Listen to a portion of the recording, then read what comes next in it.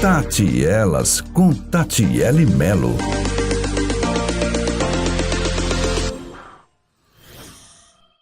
Oi, gente, seja bem-vinda a mais um programa. É uma alegria receber você aqui para que nós juntos possamos aprender coisas concernentes à vida cristã e juntos nós possamos refletir a glória de Deus nos nossos comportamentos, nossas atitudes, sendo cada dia mais fortalecidos, capacitados através do bate-papo que nós desenvolvemos aqui.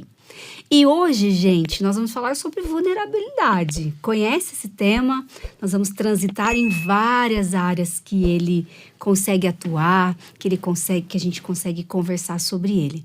E quem vai nos conduzir nesse bate-papo é o pastor Daniel. Ele vai se apresentar para vocês, gente. Pastor, seja bem-vindo. Obrigado. Eu agradeço o carinho do convite, agradeço também a oportunidade de falar com esse público majoritariamente feminino. Claro que sempre tem um esposo, um filho, né, do lado ali acompanhando também, mas eu sei que o seu público-alvo são mulheres. E para mim é uma alegria muito grande. Sou Daniel Beltrão, conforme já foi dito aqui. Sou pastor ali na IA Church, minha igreja, meu pastor presidente é o Lamartine Pozella, conhecidão aí nas mídias sociais, né? E nós temos lá também uma associação que é o braço executivo de ação social da igreja, que é a Associação Aviva, onde eu tenho o privilégio de coordenar alguns projetos em atenção a pessoas, né, nesse estado, nessa situação de vulnerabilidade, conforme você já pontuou aqui, que é a temática desse programa. Então, espero que Deus nos conduza nesse papo aqui, que ele seja de valia para agregar valor à caminhada de quem está nos acompanhando aqui. E vai ser. Eu quero aprender muito aqui, quero conhecer bastante. Pastor, quando a gente fala vulnerabilidade, o que é uma pessoa em estado de vulnerabilidade ou vulnerabilidade em si? É que hoje, quando nós ouvimos esse termo, normalmente ele já vem com complemento, né? Vulnerabilidade social. Então, são pessoas que estão passando por algum tipo de mazela, por algum tipo de sofrimento no tocante à insegurança alimentar, por exemplo, no tocante à insegurança de moradia, ou seja, pessoas que estão em situação de rua. Então, nós vimos no evento recente da pandemia, essas duas situações se agravando, se avolumando de uma forma inimaginável, não só no Brasil, mas no mundo inteiro. Mas eu penso que esse termo é muito abrangente. Sim. Eu gosto de dizer que vulnerável, pessoa que está nessa situação, é quem ainda não teve o encontro com Deus através de Jesus e portanto, não está vivendo a vida plena, a vida abundante, que é essa condição que a palavra de Deus garante a todos nós. Mas de forma prática, né, pessoas que estão à margem ou em alguma situação extrema, pode ser também no tocante a questões, ao estado emocional das pessoas, estado de saúde também. Eu trabalho, por exemplo, com pessoas que acometidas de uma doença que é a dependência química.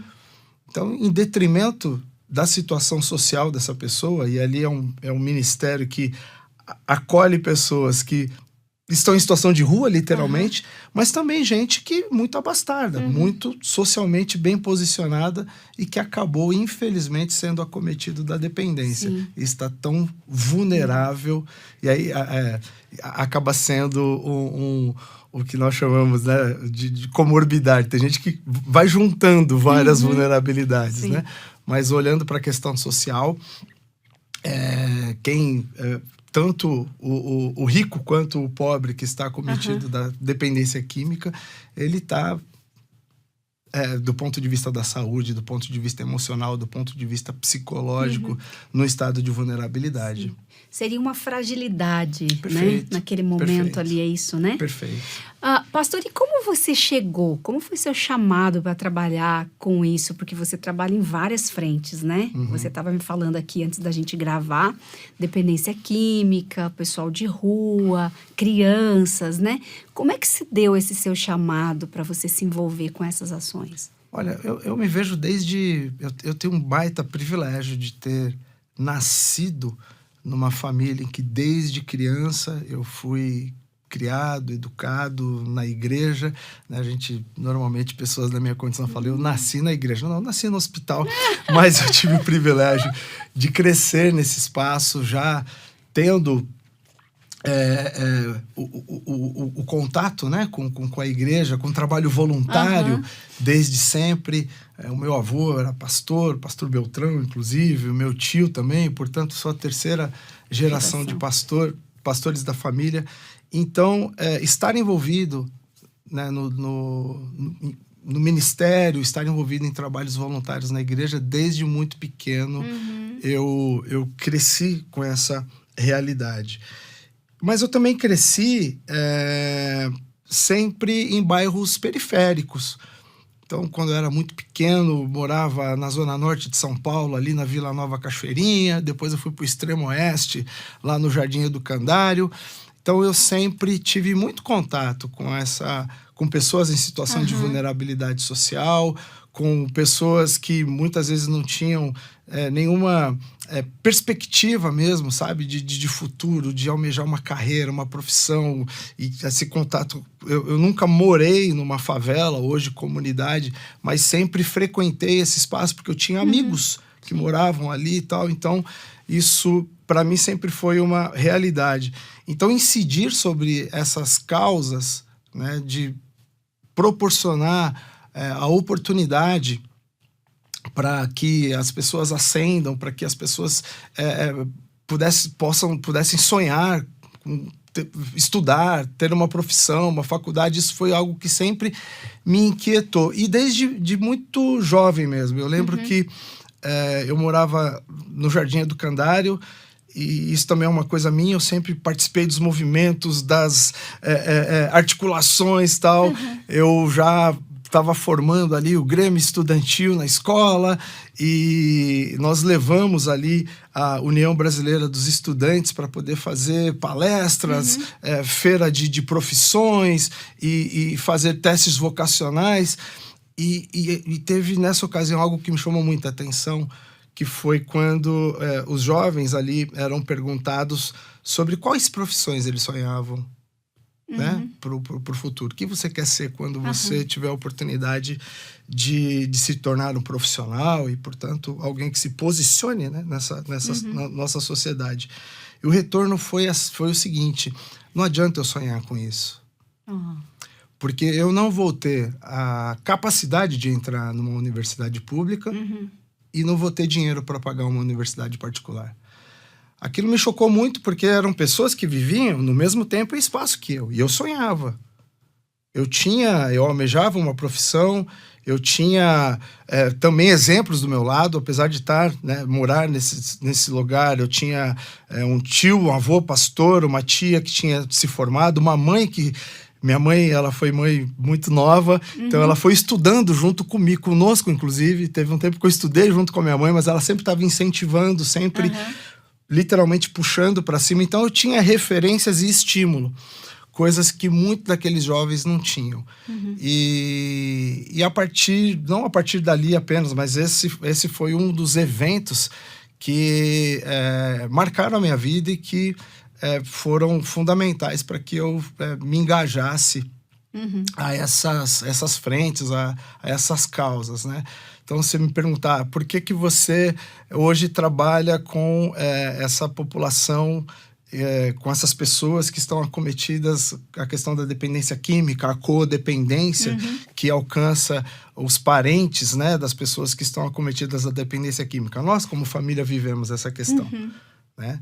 Então, eu tenho 2 irmãos que acabaram, infelizmente, caindo nessa roubada do uso de drogas e que se tornaram dependentes, cresceram junto comigo com com o mesmo ensinamento, a mesma criação, com as mesmas oportunidades, mas num determinado momento de suas trajetórias acabaram trilhando esse caminho. Tão bem hoje, graças a Deus. Inclusive, um deles faz parte desse ministério, a qual eu tenho o privilégio de coordenar há 15 anos, que é o Reviva, que é um grupo de apoio a dependentes químicos e familiares. Então, respondendo objetivamente a sua pergunta, acho que a minha história, a minha trajetória determinou esse chamado. E claro que Deus vai confirmando à medida em que Ele abre portas, cria conexões e cada vez mais a chama vai ardendo no coração. Sim. E, pastor, como que é trabalhar com pessoas, moradores de rua? Assim, como você aborda, como é a realidade dessas pessoas? Porque a gente, aqui em São Paulo, vê essas pessoas, mas a gente não entende, né? A gente passa, olha, mas a gente não consegue compreender. Vocês que estão ali próximos, eu acho que até compreende. Como é trabalhar com eles? É um desafio muito grande, né? Primeiro, acho que a primeira obstáculo a ser vencido é o preconceito, é a barreira desse olhar que nós temos, né, na média, de enxergar essas pessoas e desumanizá-las.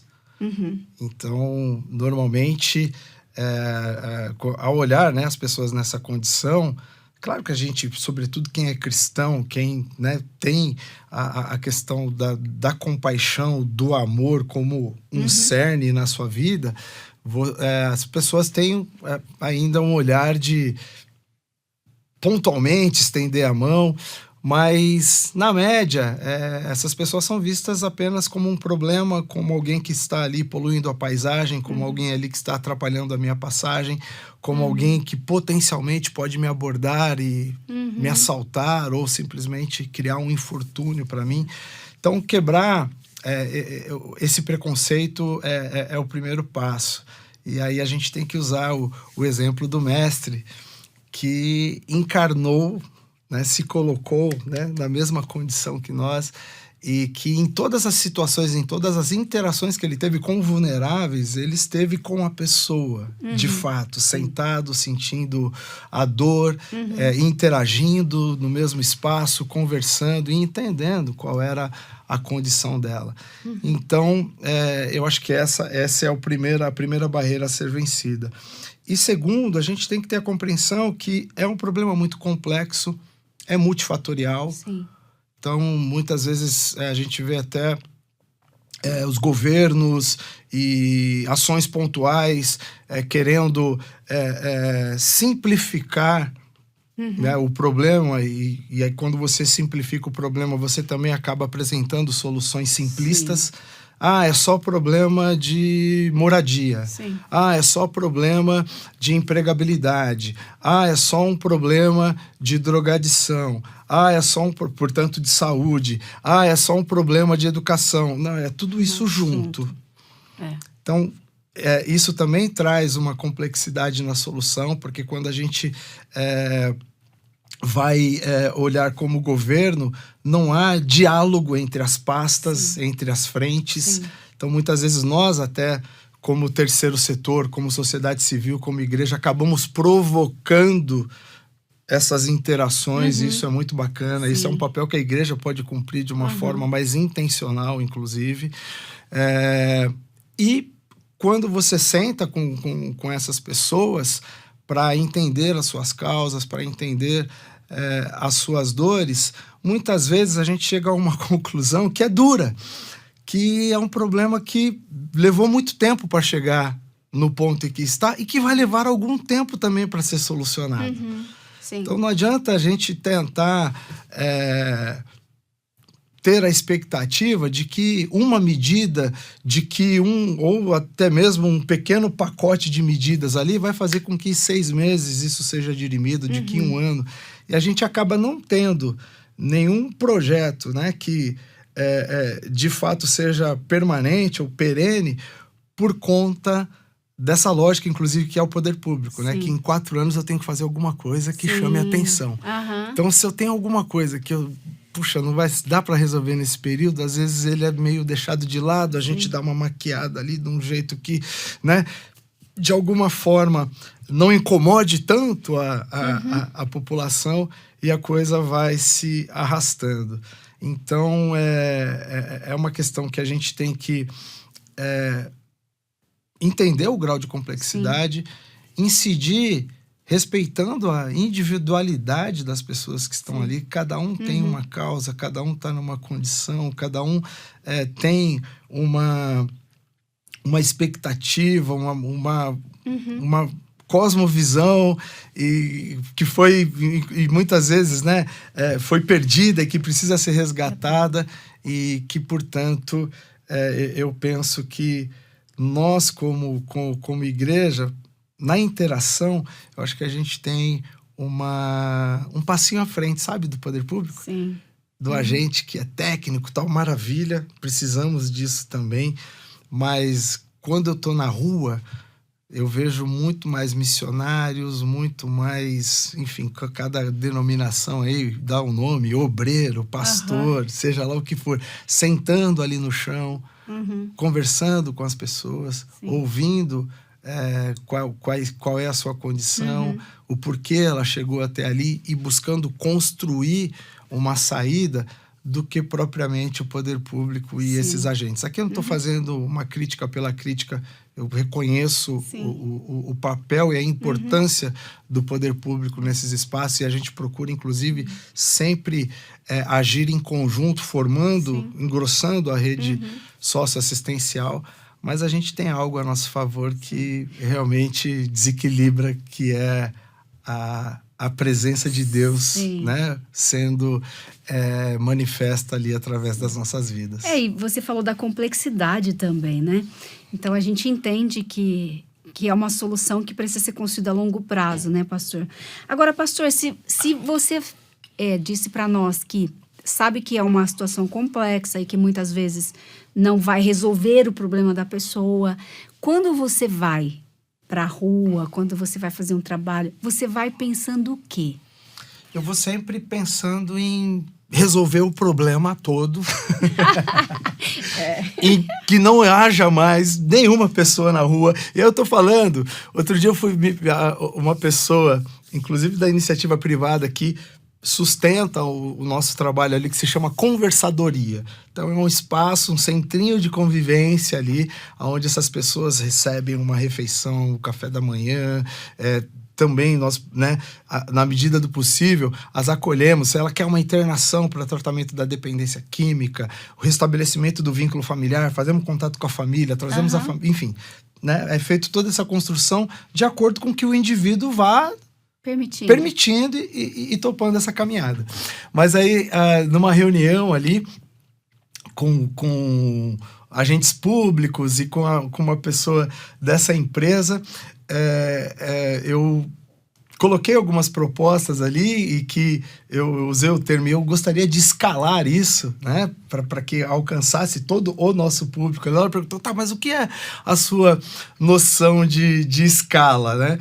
E para mim era muito claro, era simplesmente aquele quarteirão onde nós atuamos todos os dias ali. Depois eu fui pensando, eu falei, de verdade, a lógica que a gente tem caminhado é de, puxa vida, alcançar a cidade de São Paulo toda, mas eu acordo e vou para essas frentes na perspectiva de alcançar o coração de uma pessoa. Pelo menos. Né? Então eu acho que temos que ser ousados, temos que pensar grande, eu acho que, e aí imagina se cada igreja, missão que seja para-eclesiástica tivesse comprometida com o seu quarteirão apenas, que revolução que nós faríamos na nossa sociedade, seria incrível, mas eu acho que a gente tem que caminhar nessa lógica. Alcançar o mundo todo. O lema da minha igreja é muito ousado. Até que o mundo todo ouça. Mas o mundo começa com o meu vizinho, né? Começa onde eu estou, exatamente. Né? Então não adianta eu sonhar com a China se eu não estou batendo na porta ao lado. Né? Então eu caminho nessa perspectiva sempre. E às vezes é mais fácil, né, pastor, a gente querer falar para aquele que está longe, né? Então, ali através das redes sociais, Sim. mas não apertar a campanha do vizinho, né? Não Não falar lidar, pro frentista, né, com aquele exato. que nos atende todos os dias ali. Ou com essa questão, né? Que pode estar na sua porta, no Sim. seu bairro, né? Pessoas morando na rua, na calçada, passando frio, passando fome, e a gente está mirando. Ok, essas pessoas também têm que ser alvo do amor de Deus, e Jesus fez o sacrifício por absolutamente todos.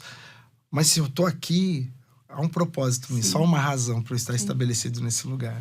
Nossa, você me fez pensar, pastor, que às vezes, eu nem tinha pensado, mas às vezes a gente faz pouco porque a gente não acredita na mudança, né? A gente tá vendo um sistema que é há tantos anos da mesma forma, e eu acho que falta isso que você trouxe aqui, né? Esse sonho de novo, e é possível, se eu fizer com esse pode levar para outro, e assim vai. Eu acho que às vezes a gente parou de acreditar que é possível, né? E é possível. Totalmente, né? Totalmente possível. A caminhada é dura às vezes. Então, sobretudo quando você tem uma frustração. Então, eu sempre sou arguido, né, pelas pessoas. E aí, tanto com o trabalho com a população em situação de rua. Ontem, por exemplo, eu chorei no carro porque uma pessoa que eu não tinha perdido contato há umas 2 semanas, que tinha vindo de um período de internação na comunidade terapêutica, voltou para a família, por suas questões, não conseguiu mantê-lo ali, alugaram uma pensão para ele ficar. Eu tinha conseguido um trabalho para ele. Quando eu falo o projeto. Sim. Aí eu fiquei sabendo pela pessoa que me franqueou a vaga de trabalho para ele, que ele acabou não ficando lá, e aí eu perdi o contato, porque aí o telefone já não atendia mais. Às vezes esse telefone é utilizado para comprar droga, para, né, enfim, fazer frente às despesas ali, segundo inclusive a sua lógica de sobrevivência. E eu vi esse camarada na rua, no mesmo estado que eu tinha o encontrado há 1 ano atrás, depois de todo esse trabalho.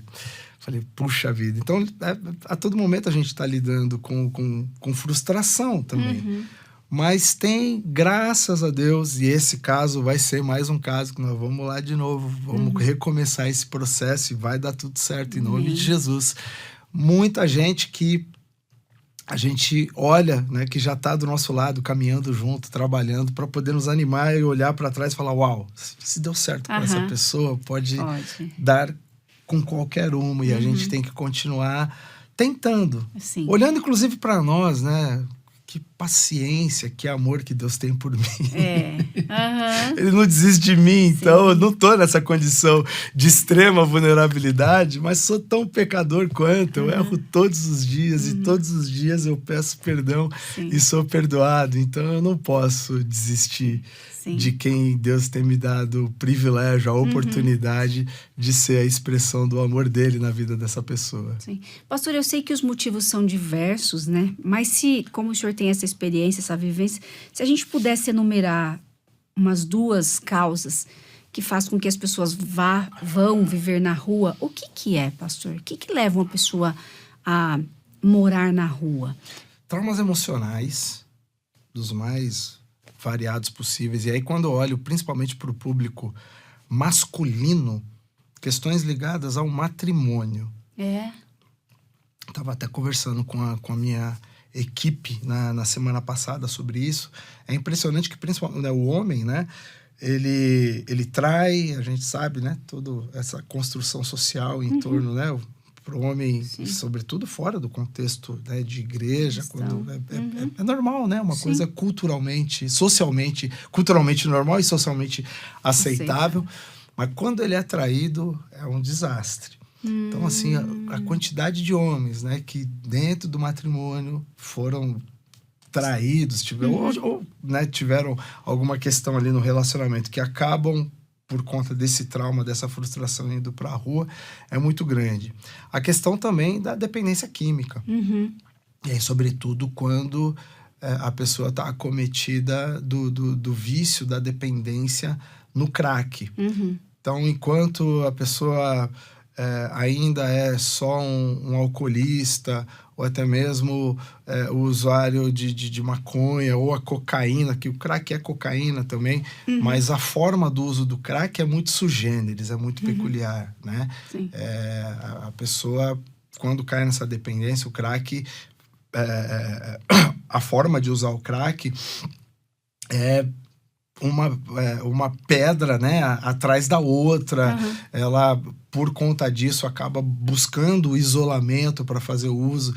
E é interessante porque, mesmo estando na rua, né, essas pessoas que estão ali, né, todas aglomeradas ali, elas estão buscando esse lugar, eles se autoprotegem ali de alguma forma para, em teoria, né, nesse caso, quando estão na rua, estarem afastadas e poder fazer o uso ali de forma permanente, de forma contínua. Ainda enquanto a pessoa tem algum poder aquisitivo, é muito comum ir para um quarto de hotel, ir para um motel, alugar um espaço. Até dentro das comunidades acabam tendo espaços que são alugados ou franqueados ali para o uso do crack. E aí, à medida em que ela vai decaindo e perdendo, né, o poder aquisitivo, perdendo dinheiro, ela acaba, infelizmente, caindo na rua. Então, eu tô falando do crack, mas também você vê muitas pessoas que são só alcoolistas e que estão na rua também.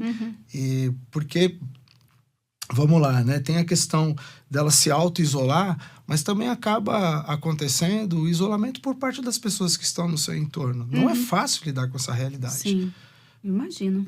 A dependência química, como consequência, acaba tornando a pessoa um mentiroso contumaz, um manipulador, uma pessoa egoísta. Alguns até agressivos, né? Alguns até agressivos, exatamente. O álcool, principalmente, acaba causando isso. E aí, né, incidência de violência doméstica, uma série de outras questões. E aí a família chega uma hora que cansa. Não estou justificando, mas é totalmente compreensível que acabe acontecendo esse isolamento. E a pessoa acaba indo para a rua. E aí é uma questão social do ponto de vista do relacionamento, mas também acaba depois sendo uma questão social do ponto de vista da possibilidade dela de não ter mais como fazer frente ao pagamento de um aluguel ou estar no convívio da sua família, e ela acaba indo para a rua. E as mulheres, pastor, tem causa diferente? O senhor falou que dos homens é matrimônio e o vício. Mulher, provavelmente vício também, mas tem alguma outra coisa? Vício também, questões relacionadas também ou matrimônio, ou mesmo antes de ter se tornado um matrimônio, algum trauma emocional, ou até mesmo, né, não ter conseguido chegar nesse lugar, né, do relacionamento idealizado, né, daquela coisa. Mas eu também vinculo a essas duas questões. Eu trouxe o recorte de gênero masculino no primeiro momento, porque o público de rua é majoritariamente, mas tem muitas mulheres também, pessoas trans também, mas o número maior são de homens, né? Mas também eu atribuo as mesmas questões. E tem gente também que é interessante esse recorte, que não se encaixa nesse modus vivendi, sabe? Estudo, trabalho, jornada de 8 horas por dia. E é interessante que quando você tem, por exemplo, a oportunidade de conviver mais com essas pessoas, de até fazer um teste vocacional com elas, você vai ver que ele tem um perfil de artista, que ele tem um perfil mais criativo. E você pode ver que o artista, na média, ele não se encaixa nesse nosso, né, nesse padrãozinho de jornada e tal. Eu, em certa medida, até me vejo nesse lugar. Se eu fosse colocado no escritório, eu lembro que a minha primeira oportunidade de trabalho foi como bancário. E eu, por alguns fatores ali, eu acabei não começando, né, a trabalhar nesse lugar. Mas eu acho que das duas, ou eu ia ser um frustrado ali naquele ambiente, ou em pouco tempo eu iria acabar saindo. Então, graças a Deus, eu fui ordenado ao Ministério Pastoral com 27 anos de idade, conforme eu já relatei aqui, sempre estive envolvido com trabalho voluntário na igreja, mas eu estou, né, integralmente no ministério, quer dizer, sempre estive, né, desde da minha ordenação, mas trabalhando e recebendo, né, como há 2 anos apenas. Então, eu tive toda uma trajetória na comunicação social, assim como, né, você aqui, o que me proporcionou ter rotinas diferentes de viagem, de estar envolvido com um evento, de a cada hora estar com um cliente diferente, né? E não só fazendo aquilo. Então, eu me faço muito essa reflexão quando eu vejo esse perfil, sabe? De gente que não quer ter hora para acordar, hora para dormir, né? Questão de regra. Claro que pode ter, aí sempre vinculado a algum desajuste, até em função dessas questões que nós já colocamos, né? Mas tem também esse perfil. Eu lembro do exemplo de um amigo que é uma família de classe média alta, tal, que um irmão brilhante, engenheiro, e trabalhava num desses grandes players aí não lembro se era Samsung, Sony e tal, mas era um cara muito bem posicionado, e que chegou uma hora ele simplesmente sumiu, deixando o seu apartamento num bairro nobre aqui, o seu carro, o seu emprego, etc e tal. E alguns anos depois foram localizá-lo morando num albergue, mas portanto em situação de rua também. Ele era o cara mais brilhante daquele lugar, era ele que consertava as lâmpadas, toda a energia, refez a ligação elétrica do lugar, etc e tal. Mas ele não aguentava mais essa rotina imposta aí do dia a dia. Nós somos complexos, muito complexos. E, pastor, pensando na questão de... Nós sabemos que a pandemia aumentou, né, o número de moradores de rua, né, trouxe um número maior. Mas também a gente tem visto um grande número crescente de dependentes químicos. Eu sei que é uma pergunta complexa, dentro do que você conseguir responder. O que você acha que tem contribuído para essa desestabilidade, para esse aumento no vício? O que você acha que é o estilo da nossa sociedade, é família? O que você acha que tá? Mais uma vez, é multifatorial isso, mas a gente conseguimos enxergar aí algumas coisas. Eu acho que o último ponto que você tocou, esse desarranjo, desajuste na estrutura familiar, ou, para usar um termo mais técnico, né, famílias desfuncionais acabam propiciando, né, levando, né, as pessoas para esse caminho. Eu vejo também muita gente querendo, de alguma forma, aplacar a dor, fugir um pouco da realidade, sabe? E aí é uma pergunta que a gente tem que fazer, né, principalmente como igreja, né? A gente, de alguma forma, não tem, né, conseguido levar essa paz, né? Pacificadores, bem-aventurados, né? Que não significa ninguém, né, de nós tem uma vida perfeita, não tem lutas, não. Temos, mas a gente tem um norte, tem uma esperança, temos as respostas, né? Que a caminhada com Cristo nos traz cotidianamente, que faz essa caminhada possível. E tem muita gente que não teve contato com essa realidade nunca, né? E outras pessoas, eu, trazendo para o meu contexto lá, eu já dei o testemunho aqui dos meus irmãos que, de alguma maneira, né, no curso da sua história, acabaram se desviando desse caminho e encontrando nesse subterfúgio, né, algum alívio, algum aplacamento aí da sua dor. E depois que você entra nesse lugar, é difícil de sair. Porque vem uma série de questões, né? Vem o constrangimento, vem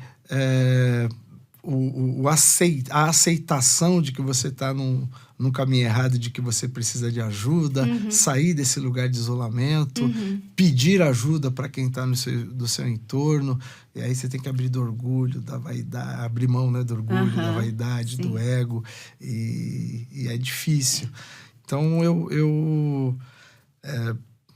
é óbvio que não se esgota as possibilidades aqui, mas eu vejo que esse desarranjo, né, nas estruturas familiares e essa necessidade de buscar, e aí não é nem resposta, mas fugir, né, da dor, daquilo que não consegue lidar, eu acho que são, se a gente puder colocar aí 2 macros motivos, Sim. Claro que tem mais camadas em Sim. cada um deles. Mas é eu acho gostoso que é a gente isso. pensar nisso, né, pastor, na questão da família.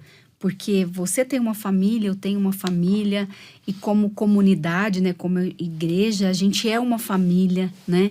E a gente talvez, diante disso que você falou, portamos a verdadeira esperança, né? Que é Cristo, que é a vida eterna, e isso nós podemos dar, né? Que é pregar o evangelho, transformar.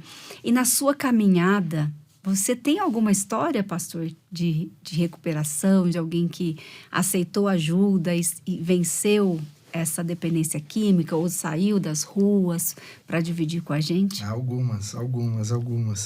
Eu vou contar a história aqui de alguém que eu tenho autorização, inclusive, para dar nome, sobrenome, que é a história do Adriano. Ele é um pai de família, pai de 4 filhos, vem de uma família de classe média, e que, portanto, não era uma questão social. E acabou por conta dessa disfuncionalidade. E a gente sabe que, infelizmente, a oferta para o uso das drogas, acho que não tem ninguém que não tenha passado por esse assédio, por essa possibilidade. E num determinado momento ele acabou, infelizmente, aceitando, e aí aquela trajetória, usava o álcool, acabou se tornando um usuário de cocaína e acabou no último estágio no crack. E nesse interim, nesse tempo todo aí de mais de 18 anos de verdade do uso de drogas, ele 18 anos? teve uma profissão, se casou, se tornou pai dos 4 filhos e seguiu nessa trajetória do uso de drogas.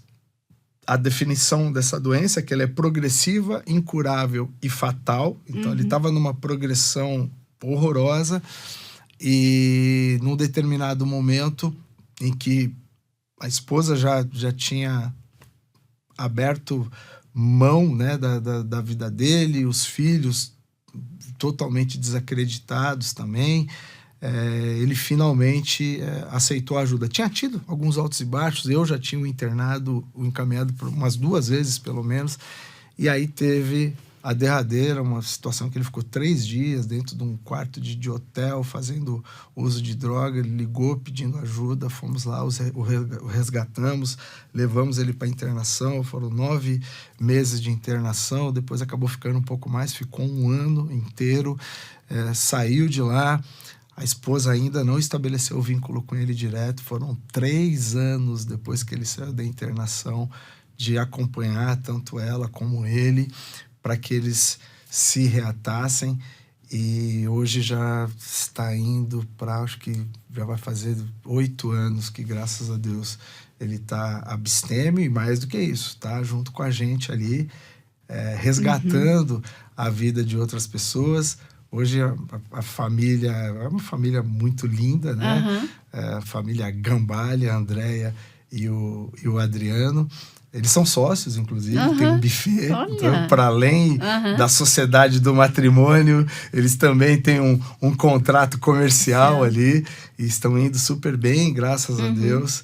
E é um casal que realmente tem um testemunho lindo e que tem se empenhado no alcance, no resgate de pessoas que viveram aquilo que eles passaram no passado. Então, essa é uma das histórias que, graças a Deus, a gente pode olhar e nos enche de esperança. Nossa, que lindo. E gostoso que ele está também ajudando outras pessoas, né? Muito porque bom. É maravilhoso porque ele pode dizer que ele foi transformado, né? Eles, por exemplo, através do buffet, fazem as marmitas para a turma do nosso projeto lá com a população em situação de rua. Ontem à noite estávamos pegando doação de alimento para poder levar para a cozinha dele e tal. Então, nossa, que legal. Muito lindo. Ô, pastor, e quem tem em casa um filho que está lutando com a dependência química, como essa família pode ajudar esse jovem ou essa pessoa? Eu acho que, em primeiro lugar, e aí sobretudo quando essa mãe, esse pai, esse irmão já tentou, à luz do que eles entendem, né? Do que é... Às vezes não tem nem o entendimento do que é a dependência química. Eu vou dar o meu testemunho. Então, essa realidade se impôs na minha casa ali há 23 anos atrás, aproximadamente. Então, a gente, no contexto de igreja, sempre avaliando a questão moral, sempre avaliando a questão espiritual, da conduta. Então, assim, o que eu, Daniel, como irmão, fazia? Eu pegava pesado no julgamento, no apontar de dedo, muitas vezes tentando impor uma conduta que para ele já não era mais sob o aspecto da patologia, né? Ele colocar em prática. Então, e isso mais trazia prejuízo do que propriamente ajudava a situação. E aí nós fomos, como família, buscar ajuda. Porque também na minha comunidade de fé, ali na igreja à época, ninguém tinha o entendimento do que era a situação. Então, as ajudas que nós recebemos também mais atrapalharam do que ajudaram naquele momento. Sim.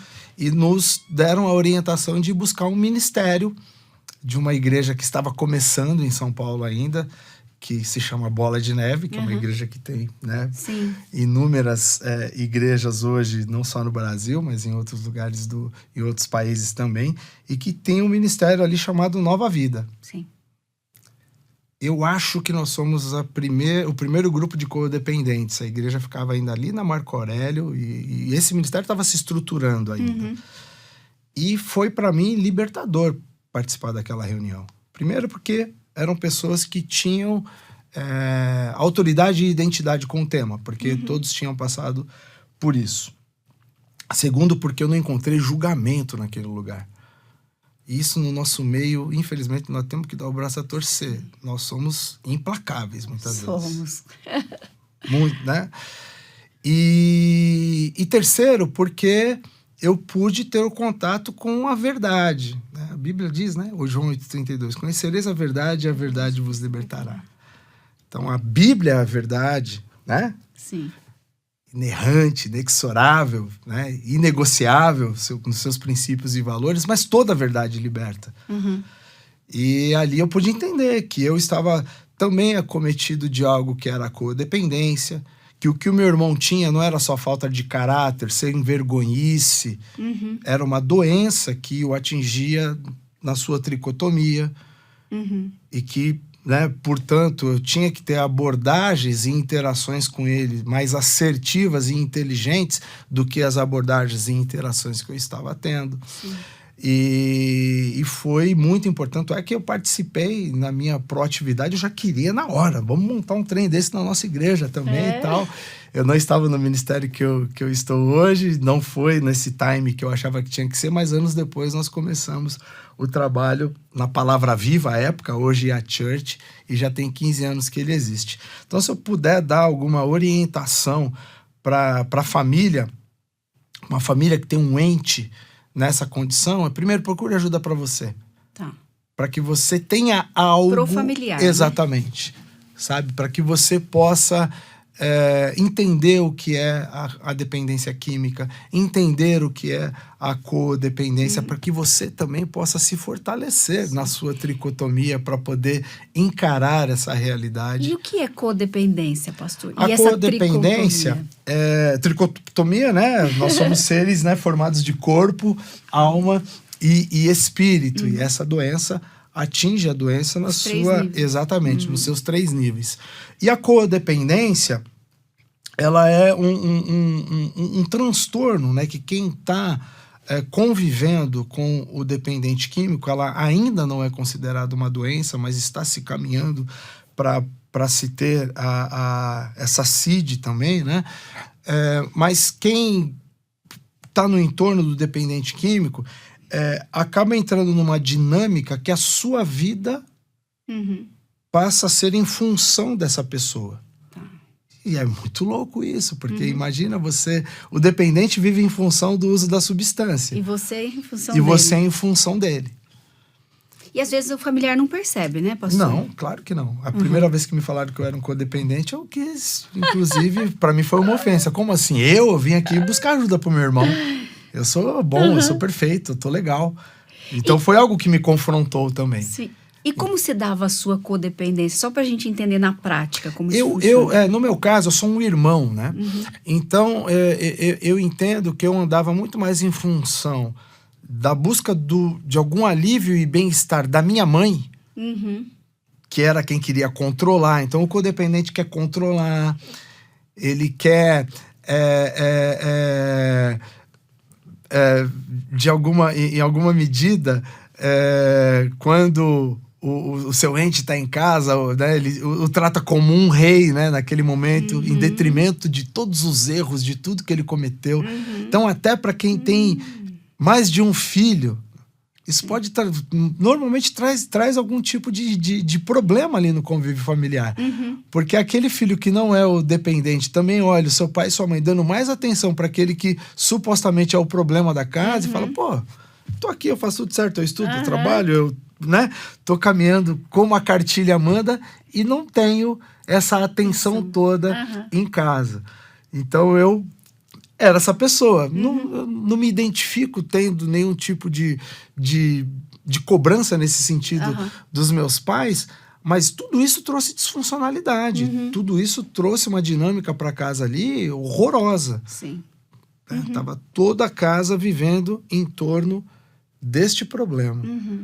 E quando você participa desses espaços, primeiro começa a enxergar isso, né? Porque no meio do furacão é difícil você sair e olhar de fora. É interessante ver que o dependente, quando vê a família se comportando de uma forma diferente, então no meu caso, não mais julgando, apontando o dedo, não mais tendo uma postura mais dura ali, mas tendo conversas sim assertivas e me colocando à disposição para ajudar, ponto. Não adianta ficar, enquanto a pessoa não fechar essa sinapse e buscar ajuda, a coisa não vai acontecer. Sim. Vendo a mãe não mais deixando de dormir, não mais deixando de comer, voltando aos seus hábitos que lhe davam algum nível de prazer, estabelecendo regras que foram quebradas, e aí é difícil, sobretudo para uma mãe, por exemplo, virar para essa pessoa e falar, se você chegar em casa depois das 23 horas, ou das 22, ou das 20, sei lá qual que é a regra da casa, você de fato não vai entrar. Difícil, né, colocar isso em prática. Sim. Mas assim, a gente vê que quando isso acontece, o dependente começa a ter alguns níveis de perda, porque é isso, o codependente faz com que o dependente químico não sofra as consequências dos seus atos. Entendi. Então, é como aquela pessoa que vê o sujeito colocando o dedo na tomada, ele não alerta que vai dar choque e vê se ele quer ou não tomar o choque. Ele vai lá e desliga a chave geral. Aí e aí ele não sentiu a sabe. dor, né? Exatamente. É como se não houvesse nenhuma consequência. Sim. Imagina se Deus nos tratasse dessa forma. A Bíblia diz que o Senhor corrige a quem Ele ama, né? E é exatamente por conta disso, né, pastor? Para que a gente, na dor, a gente cresce também, né? Sim. A gente é lapidado, moldado, Amadurece, né? com certeza. Sim. E uma característica que a gente percebe muito no dependente químico é a manipulação, né, pastor? Total. Então, a gente precisa estar atento a isso, né? Os familiares, para não continuar alimentando isso na pessoa, né? E é um desafio, é difícil, não é fácil colocar essas medidas em prática, mas é necessário. Sim. Sabe? É necessário você retomar a sua vida, você deixar, né, de viver em função. E aí, assim, sobretudo quando você está falando de mãe, é muito difícil. Imagina. Mas quando ela tem um grupo que está caminhando junto com ela, É isso. que entende a dor dela, que já passou, que está passando junto com ela por essa situação, isso fortalece a pessoa na caminhada. Essa era a minha próxima pergunta. Como a comunidade pode ajudar essa família, né? Como a igreja, como nós podemos ser canal de bênção na vida dessas pessoas? Acolhendo, amando, abraçando. Se a igreja tiver, como a nossa tem o privilégio de ter um ministério voltado para isso, ufa, que ótimo.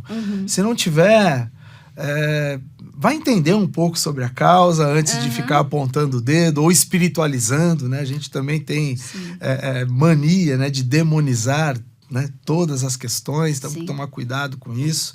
Mas acolhe, abraça, ouça, chorai com os que choram, né? E isso torna possível a caminhada dessa pessoa. E se eu puder, e aqui eu sei que eu estou falando com líderes também, deem atenção para essa abordagem na igreja, sabe? Vão estudar um pouco, vai entender o que é a dependência, o que é a codependência, se possível ter um ministério que tenha essa abordagem da forma como nós temos, procure implantar. Tem outros, né? Tem por exemplo, quem está nas igrejas batistas, né? E normalmente tem lá o Celebrando a Recuperação, que abarca a essa temática também. Então, assim, para além de ministérios, tem também metodologias, né, que você pode implantar na sua igreja para poder acolher as pessoas que estão passando por essa situação. Esse projeto da sua igreja, pastor, é só para os membros, pessoas da sua igreja, ou outras pessoas podem procurar ajuda também? Como funciona? Esse é o ministério da nossa igreja que mais tem pessoas de outras igrejas e pessoas, inclusive, que são cristãos e que não são evangélicos, né? Tem gente católica, tem gente que acaba participando, então. É aberto para participar. Então, e eu, graças a Deus, tive o privilégio também de, ao longo dessa trajetória, ajudar outras igrejas e denominações a implantarem um trabalho dessa natureza. Tem gente que levou com nome, identidade visual e tudo, mas tem gente que criou a sua identidade, criou o seu nome e tá tudo certo. O importante é fazer e acolher as pessoas que estão nessa condição. Mas é totalmente aberto, com certeza. Pastor, muito gostoso ouvi-lo e aprender um pouco, ver com quem está fazendo, né? Mas eu gostaria que o senhor deixasse uma mensagem para quem está em casa e está lidando com, como você bem colocou, né? Pessoas em estado de vulnerabilidade, pode ser uma depressão, pode ser uma dependência química ou algum parente que saiu de casa. Como é que o que o senhor diria para essa pessoa? Como é que ela pode ajudar uma pessoa que está vulnerável ao lado dela, ou que ela cruza, conhece, ou gostaria de fazer algo? Eu acho que, e aí falando de uma forma muito simples, sermos aquilo que é a expressão da essência de Deus na vida dessa pessoa, que é o amor. Então, muitas vezes nos falta o conhecimento técnico, muitas vezes nos falta a perícia para lidar com essa situação, mas a situação está posta ali na nossa frente. O que fazer? Então, às vezes a pessoa só precisa de uma escuta, às vezes a pessoa só precisa de um abraço, às vezes a pessoa só precisa do afeto sendo exposto através de um prato de comida, de um agasalho, e estarmos atentos também à pessoa na sua integralidade. E aí lembrando o que Tiago deixa registrado para nós, que alguns registros, né? O primeiro é que se nós sabemos, né, o bem que nós podemos fazer ao outro e não fazemos, nós estamos pecando. E depois que, quando nós temos o contato com alguma mazela, alguma vulnerabilidade da pessoa, e nós não respondemos a essa vulnerabilidade, ali ele está falando sobre o alimentar, sobre o vestir, sobre outras questões, e nós oferecemos a nossa abordagem espiritual, uma oração é o que ele coloca ali no texto, nós também estamos errando. Então, que nós possamos ser sensíveis, né, ao que é a realidade e necessidade das pessoas e obedientes à palavra de Deus nas respostas em que nós vamos dar. E não nos preocuparmos com o resolver o problema ali naquele momento. Acolha. E Deus vai conduzir. Amém. E pastor, quem está nos assistindo e quer conhecer um pouco mais desses projetos da sua igreja, ou de repente está até precisando de ajuda nessa área, como é que a pessoa faz para entrar em contato? Pode ser através o meu Instagram é Daniel Beltrão Alves. Então, @ Daniel Beltrão Alves. O da igreja é YAH Church, YAH Church, né? Igreja em inglês.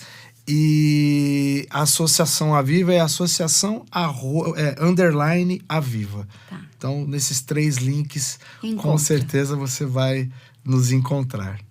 Pastor, muito obrigada, viu, Eu pela que entrevista. agradeço. Peço desculpa que eu falo demais, né? Não, Não te dou imagina. possibilidade de fazer muitas perguntas. Não, eu adorei conhecer, falar um pouco desse tema. Gente, eu quero agradecer você por estar aqui conosco mais uma semana. Eu tenho certeza que você gostou desse tema, que é vulnerabilidade. Nós precisamos pensar, conversar, refletir.